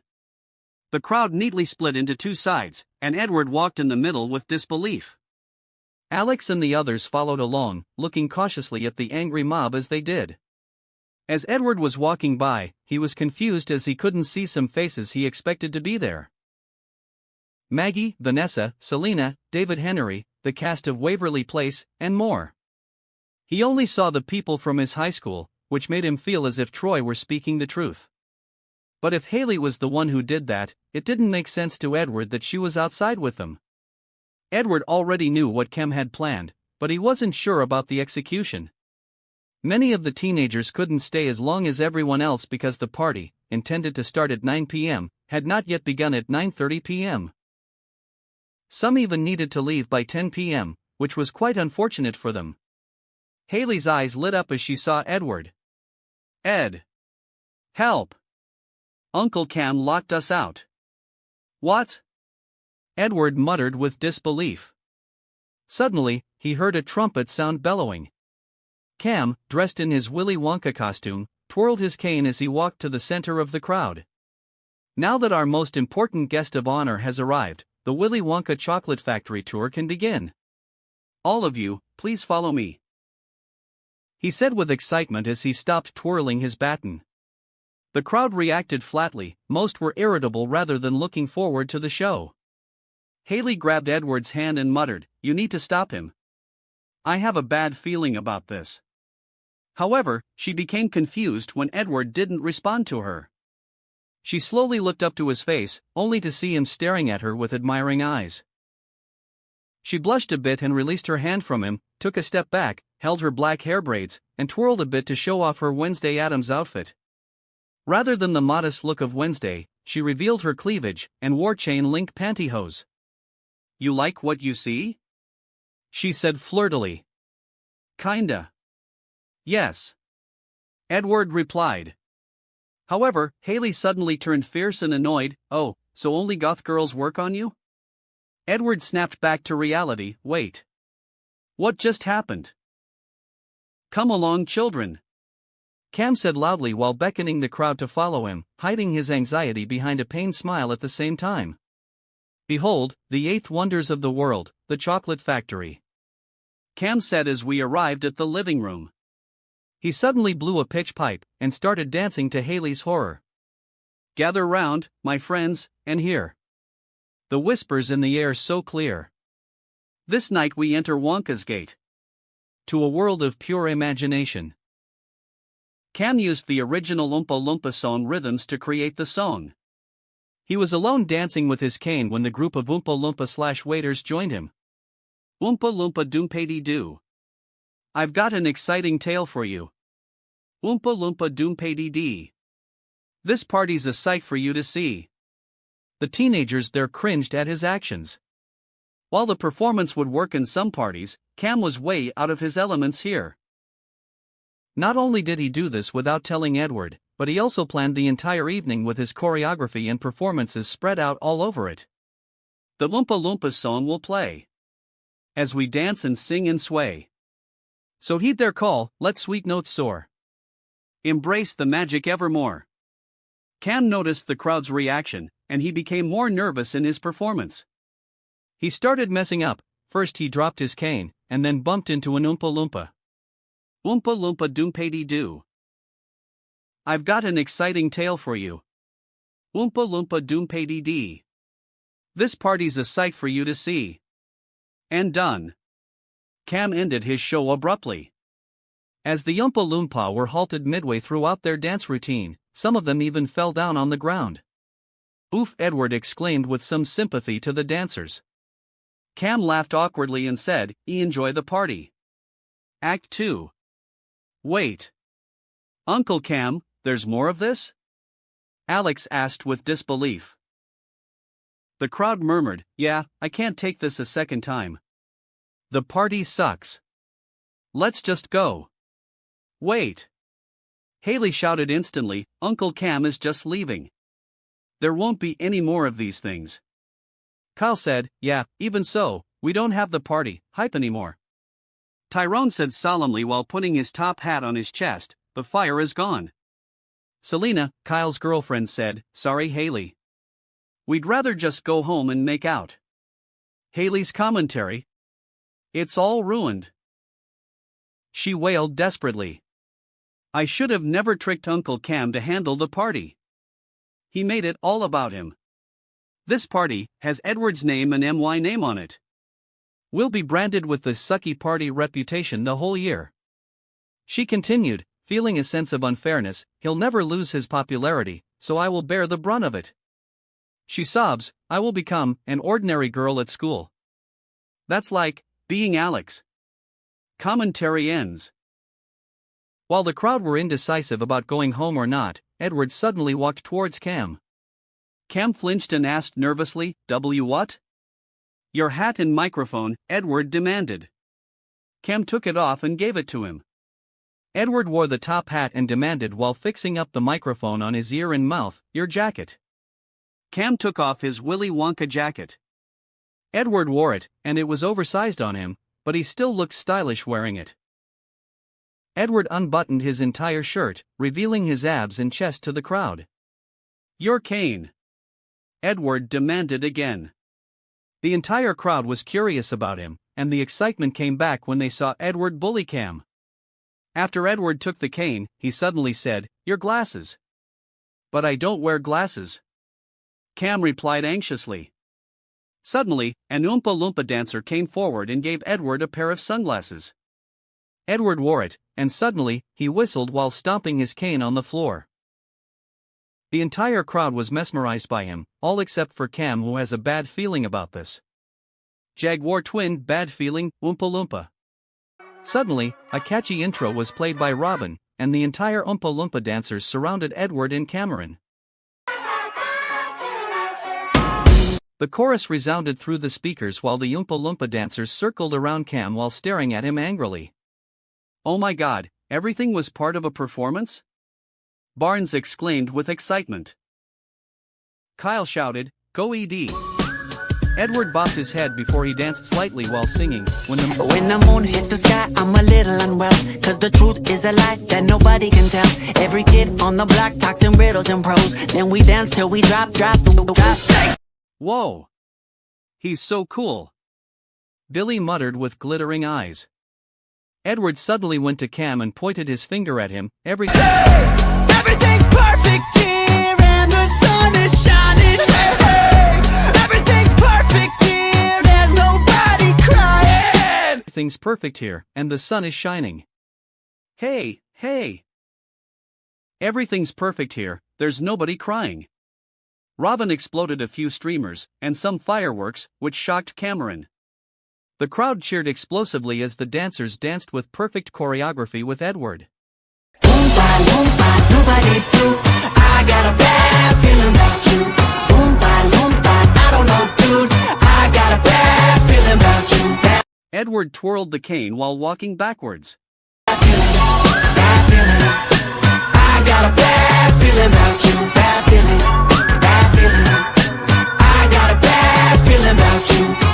Cam tried to run away from the center of the performance, but the dancers grabbed him. Animals, I'm misunderstandable. Carnivores and cannibals, I want it on the mandible, jaw split, hit me with the gossip. Robin played a recording of Selena's voice. Are you fucking serious? They say everything's perfect here and the sun is shining. Hey, everything's perfect here, there's nobody crying. Everyone together, Edward said as he raised his hand to the crowd. They scattered around the living room now instead of just staying in one place and sang together with Edward. Oompa Loompa, nobody do. I got a bad feeling about you. Oompa Loompa, I don't know, dude. I got a bad feeling about you. Bad feeling. I got a bad feeling about you. Bad feeling. I got a bad feeling about you. The Oompa Loompa held their hands together as they jumped around Cam. Cam's commentary. Why is he doing this to me? Commentary ends.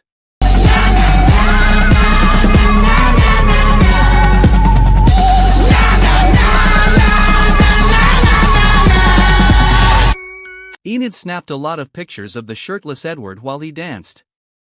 Edward grabbed Haley's hand and made her join him. Everything's perfect here and the sun is shining. Everything's perfect here. There's nobody crying! The entire crowd joined in to dance with him, while the Oompa Loompa picked Cam up to the air. Ah! Put me down! Cam shrieked. Oompa Loompa, doobity-doo. I got a bad feeling about you. Everyone sang together as they pointed their hand at Cam. Cam's commentary. I thought I had survived high school and won't get any more traumas. I was wrong. Commentary ends. Oompa Loompa, I don't know, dude. I got a bad feeling about you. The Oompa Loompa brought Cam to the pool, and the crowd followed them. No! No! Cam struggled to get off, but 8 guys were holding him up in the air. Bad feeling, bad feeling. I got a bad feeling about you. They threw him to the pool, and the entire crowd cheered. Bad feeling, bad feeling. I got a bad feeling about you. It's true. The crowd clapped and cheered thunderously after the song was over. Edward continued playing dance songs while he went to fish Cam out of the pool. Sorry. I had to do that to save the party. He apologized to Cam. Haley muttered, but, you also kinda deserve it. Cam almost cried, but he held himself back, looked up in the sky to prevent his tears from falling down. I'll let you keep the costume. Sobs then, he walked to his car miserably. I kinda feel bad.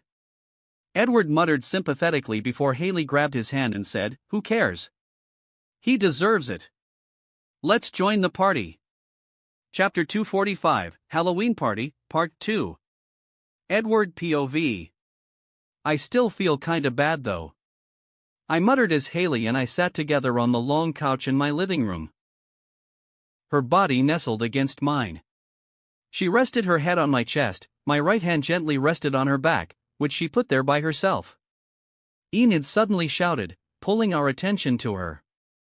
Jeremy's so hot. She was watching the Wizards of Waverly Place recorded episode with a lot of the girls there, creating a viewing party within a party, just a few meters away from the couch. I had to set up a projector and speaker myself for it because a lot of people were requesting it. Jenna, Jacob and Elsa joined Enid in watching, while the others had another thing planned. Alex, Phineas and Billy were setting up their performance near the gym, where Cam had created a makeshift stage for them to perform. It was something requested by Phineas, so I included it into the party planning. Haley said dismissively, it'll be fine. If you feel bad about throwing him into the pool, you can just make it up to him later. I paused briefly and confessed, honestly, it wasn't my idea to throw him into the pool.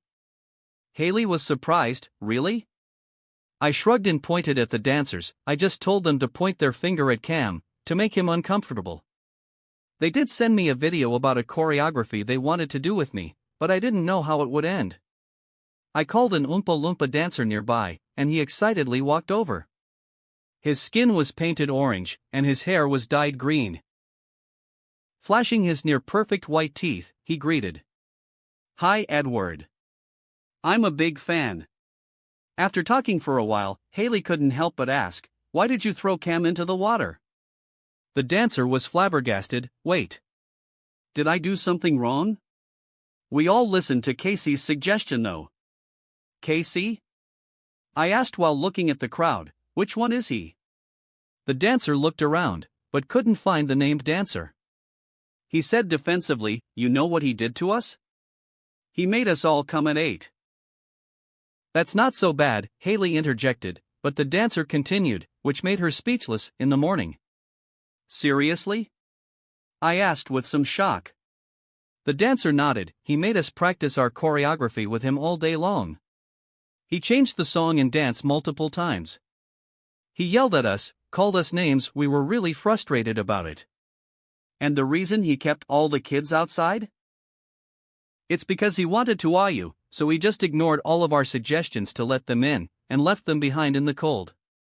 He said, referring to me. Uncle Cam. Haley mumbled reprehensibly. We were really tired and irritated. I'm sorry that we threw him into the pool. But we don't regret it. The dancer apologized. I shook my hand and said, it's fine, you really saved the party. I just want to know why. Wait. Uncle Mitchell is texting me.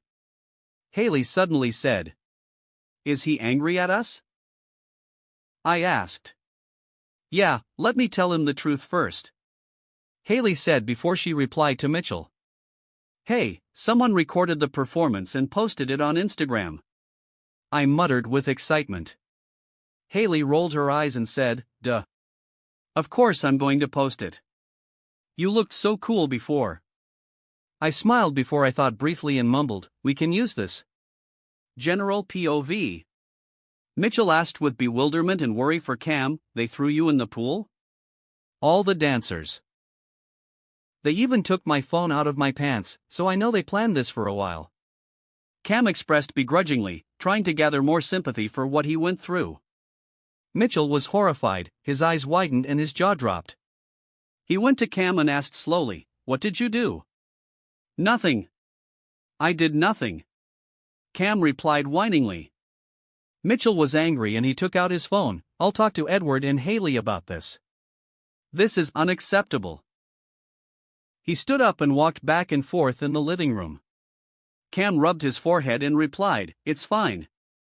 They had to do it to save the party. No, Cam. This is really unacceptable. After everything you did for them, they just threw you aside. I can't believe Edward could behave like this. Maybe he changed now after being so popular? Mitchell said irritably as he texted Haley.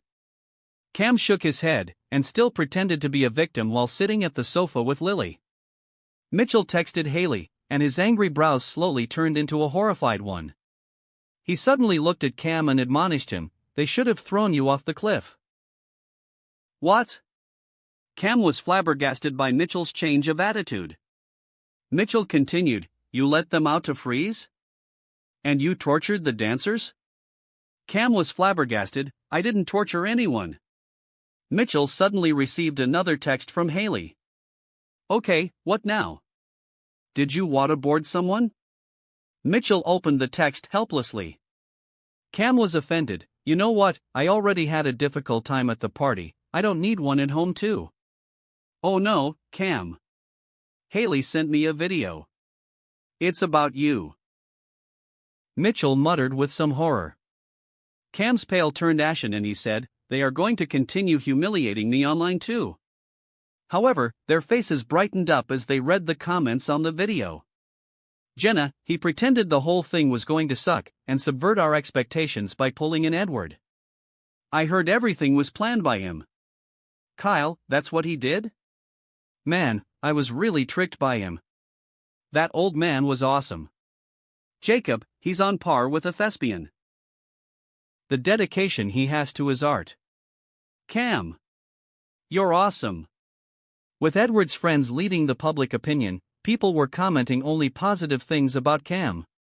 He suddenly looked smug and turned to Mitchell, my art is finally understood by the world. Weren't you sad he threw you in the pool before? Mitchell asked with confusion and disbelief. Cam dismissed him with a gesture to his face, snapping his finger and acting like everything before was just his performance, and scene. That was method acting, Mitchell. I was wondering what you're going to do too, and you didn't disappoint me, well you did a little at the end. Edward POV. Haley suddenly asked, is there something wrong? I was confused and I asked, what? You know, you're making that face when there's something wrong, but you don't tell it to anyone and just keep it to yourself, again. She continued. I paused briefly before I said, it's too weird to explain the thing, but a warm hug is greatly appreciated though. She smiled and said, sure, before reaching out her arms and hugged me. Enid came by at the moment with a plateful of fruits and a bowl of melted chocolate in her hand. Oh, are we hugging? Yes. I replied mischievously. Haley was taken aback, Wait, but Enid already jumped in on the hug. Tara, who was wearing a Batgirl outfit, walked past and scoffed, "Get a room." Wait. Enid, go away. Tara sat at the couch, joining us for a while as she fixed her makeup. Ignoring her sister, Enid released me and said, "Here, eat some. You'll feel better." She dipped the strawberries into melted chocolate and held them up to my lips. Haley, albeit jealous, watched intently. However, I suddenly scowled and said in disbelief, "Why is the chocolate so weird?" My face contorted with confusion. "Huh?" Haley was puzzled and she dipped her finger into Enid's bowl. "Hey!" Enid exclaimed angrily, her eyes narrowing. Haley licked her finger and said, Did the chocolate go bad?" She wrinkled her nose in disgust. Enid finally tasted the chocolate and exclaimed, "Ugh, I tasted this before." I looked at her and asked, "When?" She turned to Tara and said, "Remember that time we added Toblerones, Cadbury, and a lot of other chocolates into one pot?" Tara nodded, "Yeah. That thing is weird. Did Cam mix up all the chocolates?" I asked Haley. "I think he did. You did ask to use the chocolates you had," Haley replied. I saw a lot of reactions from the people tasting the chocolate, and they were deterred by it. Some were repulsed even. When I saw the chocolate river Cam made, it was enough to fill in 3 bathtubs full of chocolate. It made me worry, damn it. It'll all go to waste. Tara replied mischievously, "Maybe not. I remember putting tequila in the mix before, and it turned out great. But since the guards at the front door snatched all of the alcohol the kids brought, there's none for us to spike the chocolate with." Enid said, "She lied, we didn't do that. We threw out the chocolate." "No, it's only because you're younger than me, so I didn't let you taste it." "I didn't throw it away," Tara tried to convince Enid. However, I could tell that she was lying. Although, she did give me an idea though. I could add some things inside the chocolate to make it more edible, or better yet, delectable. I wonder what would work. I muttered to myself. Suddenly, Elsa dragged Jacob to our spot angrily, which confused me. "What's wrong?" I asked. Elsa replied, "Do you have any costumes here that might fit Jacob?" I turned to Jacob, and saw that he was confused too. He was wearing a burglar outfit, and the shirt was too small for him. "Put your hands up," Elsa said to Jacob. As Jacob did that, his entire shirt was pulled upward, revealing his entire stomach to the room. "You!" Enid exclaimed. Hey, I am not disgusting," Jacob retorted back. I laughed and said, "I do have a Jason costume of Friday the 13th, that murderer with the hockey mask guy." I had to explain as none of them remembered the guy. "It's in my bedroom among my other costumes," I replied. Haley interjected, "Hey, you should go with him too. Didn't you say that you want to be Batman? Or are you going to continue wearing my uncle's costume?" I finally realized it and stood up. "Jacob, follow me." As we were going to change, the girls mischievously followed along to bother us. Finally, I changed into my Batman outfit, without the helmet and cape, and rejoined the party. The crowd cheered as they saw me, and I waved at them. I finally managed to scan the crowd there as I was descending the stairs, and saw a lot of interesting things. There were a lot of girls who wore a Batman-themed outfit today. There were 2 Harley Quinns, the Jester outfit, not the Suicide Squad outfit, Batgirl, Batwoman, Poison Ivy, Slutty Batgirl, Slutty Wonder Woman, just sluts in general, Robin Abraham wearing a kick-puncher outfit. Amanda Cho, the student council president, was actually wearing a sexy bunny outfit. And I finally saw Maggie, Vanessa Hudgens, and the college girls as they were just coming into the party now. I squinted my eyes at Maggie's costume and muttered, "She's wearing my Spider-Man costume?" "Edward, we're ready," Phineas called out to me after finishing his preparation. Alex looked disgruntled, and when I went to the band, Billy explained, "She's like that because Phineas thought Albert Einstein was Marie Curie's husband." "It's an honest mistake," Phineas said. He was wearing a fake mustache and middle bald cap with white hair on the sides of the head. Alex complained, "It's not. It's a dumb one." Well, at least he tried to keep the same theme as you. I tried to cover for Phineas. Alex begrudgingly said, fine, and let the matter go.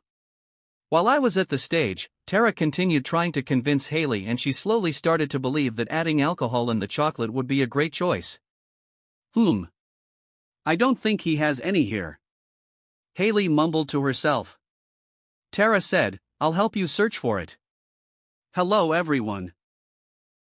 Phineas grabbed the microphone and greeted the crowd, which were met with tremendous cheer. A lot of people knew his name despite him being in middle school thanks to the Fort Wars comedic documentary I released before. Not only him, but Alex, Abraham, and Billy, Barnes, Mrs. Henderson, Mrs. Johnson, and the dog too had their own reputation after the documentary was released. Phineas glanced at me, and I nodded slightly at him. At first, he wanted me to make the introduction for him, but I had talked him into doing it by himself as it would bring him more confidence. I remembered when he first came to me with the song. After the show was uploaded, he received tremendous support for his music.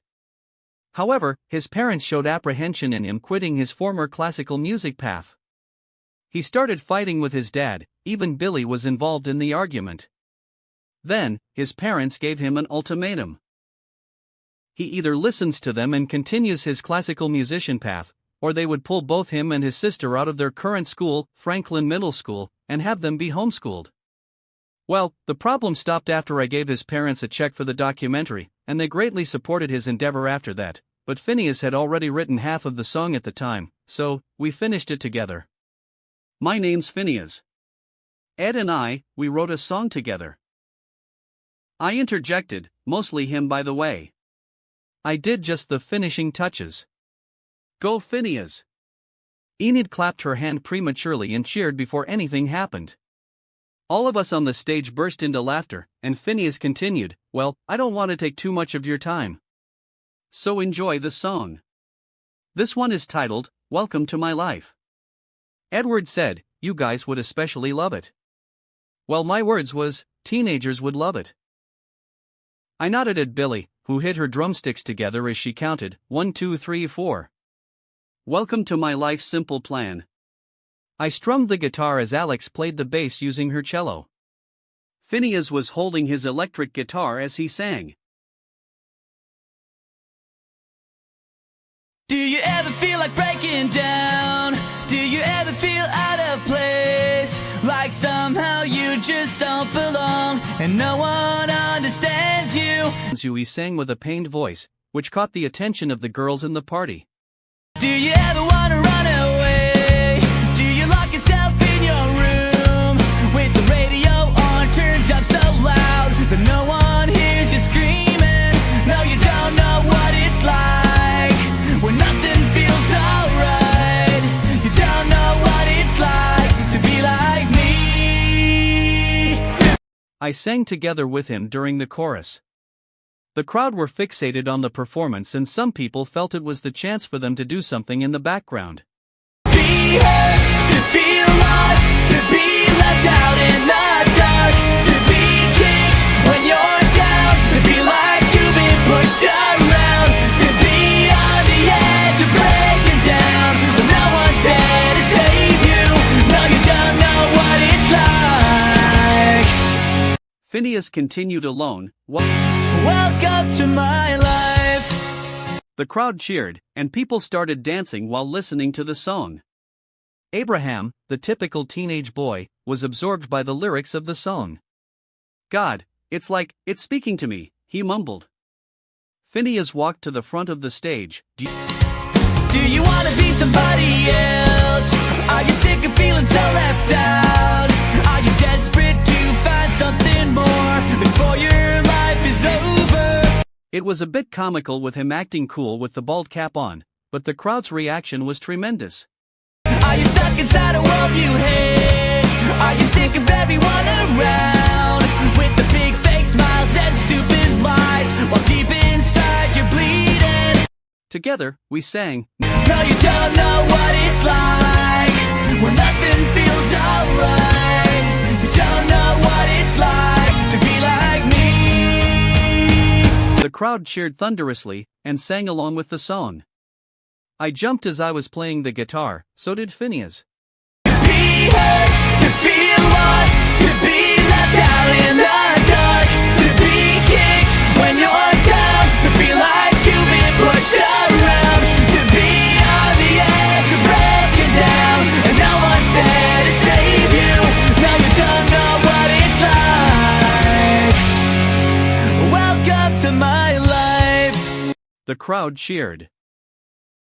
Phineas grabbed the microphone with both hands while I covered his part with my guitar. No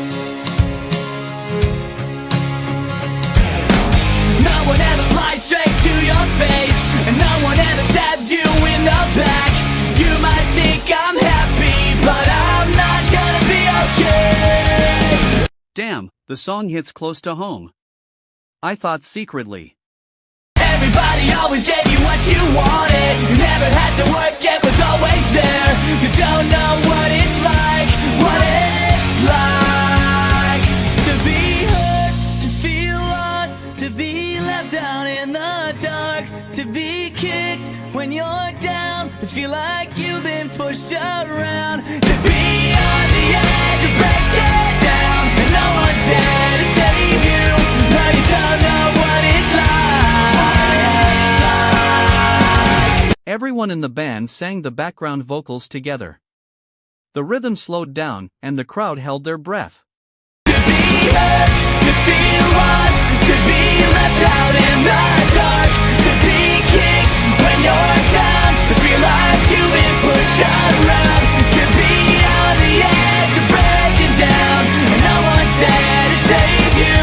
Now you don't know what it's like. Welcome to my life. Welcome to my life. Welcome to my life.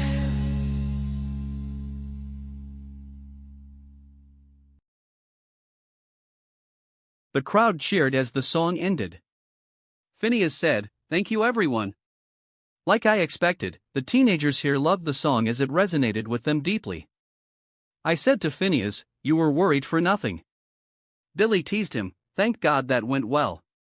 Now he'll finally shut up at home." Woo! Phineas. What's the band's name? Maggie shouted. Phineas and I were taken aback, and so did the girls. We all exchanged looks before Phineas went rogue. "We are the Melancholic Echoes." "What the?" Billy exclaimed. Alex retorted, "We didn't agree to that." I just laughed out loud. The crowd cheered, cementing the band name for our little group. I spoke to the crowd, "If anyone wants to use the stage, whether it's to sing your song or sing a cover song, just talk to Phineas and he'll arrange it for you." "Thank you, Batman." Abraham shouted at me. "Thank you too, random citizen." I replied while saluting him, which earned me some laughter.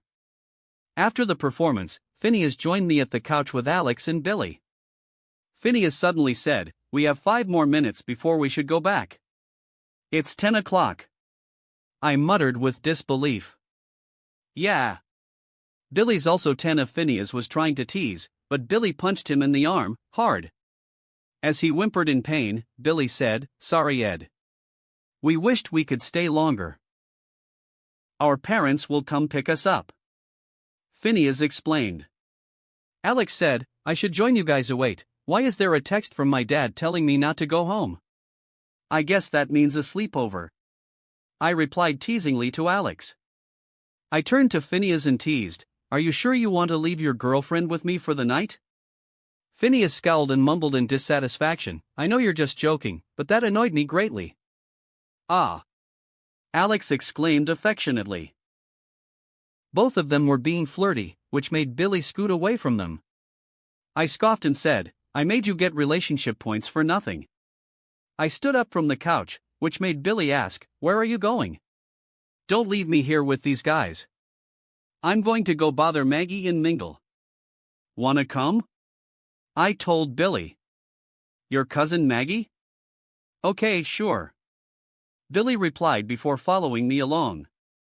The atmosphere was unnecessarily hostile when I met Maggie. Me as Batman, and her as Spider-Woman, standing facing each other, with our eyes locked together. Well, well, well, Maggie exclaimed haughtily, isn't this broke Batman? You aren't a billionaire, right? Like me, she also didn't put anything on her head, and let her long red hair flow down freely. The skin-tight costume hugged her body, which made the teenage boys around couldn't pry their eyes away from her. Well, not so broke that I had to steal a costume from another person. I shot back. The audacity to try and insult me though. And you, junkie ring girl. I pointed at Vanessa. Why are you hiding your face behind your hair? Vanessa covered her face and said, you didn't tell me the kids from Disney will be here. They are here? I asked in confusion. Where? General POV. Tara and Haley had finished looking in the kitchen, and they failed to find some liquor for the chocolate. Tara, who started with the intention of teasing Edward and her best friend, became fully committed to the search because she tasted the chocolate herself. Edward really hates wasting food, huh? Tara muttered with disbelief. Yeah. I don't think he'll throw away the chocolate, so maybe he'll finish it himself? Haley replied. Is there someone who would know where it might be hidden? Tara asked as they were clueless on where to find the liquor now. I can ask Max, she lives here before. Haley said before she called the brunette. Max replied gleefully, seemingly intoxicated, hey Barbie. Haley grinned and said, Max. We have a problem. You know I've already got back to New York, right? Max asked. Haley replied, not the kind where you'd need to be here. We're trying to find some liquor for Edward's chocolate. His chocolate? You kids are calling it that now? Max hinted dirtily. Haley giggled and said, not what you're thinking. Max thought for a while before she replied, I found him drinking some in his basement before. So maybe there is? Thanks, Max. Haley said excitedly. Max grinned and replied, hey, if you find a bottle labeled Euphoria, can you ship it out to me? Haley cut the call, and Tara asked her excitedly, so, is there any? Max said to look into the basement for a bottle called Euphoria. Haley replied. They moved to the basement quickly, and as Haley held the door handle to the basement, she found that it was locked. Robin, it's me. She whispered, and the door opened automatically. Casey, the NSA agent infiltrating the party, was monitoring Haley as she was getting to the basement. He, who looked like Adam Baldwin, said to the intercom, I found a way to get to the lab. But, we might have to use a kid, and I'm not liking this method at all. Sarah Walker, the blonde CIA agent who was managing the frozen yogurt stand near the pool, and also looked like Yvonne Strahovski, replied to him, I'll be there. Chuck, who was monitoring the entire thing inside the van parked nearby the house, interjected, why can you guys enjoy the party and I can't? 'Cause we're spies, Chuck, and you're just you. Casey replied curtly. All these while Robin was monitoring them closely through the cameras inside the house. That wraps up this part of What If Karmic Gacha System in Modern Family World. Thanks so much for listening. As always, new parts drop every 4 days, so be sure to stay tuned. Also check out my Patreon channel for early releases of all the series, where you can find all the series released one day ahead of YouTube. If you enjoyed the video, don't forget to like, subscribe, share it with your friends, and please consider supporting the original author as well. See you in the next one.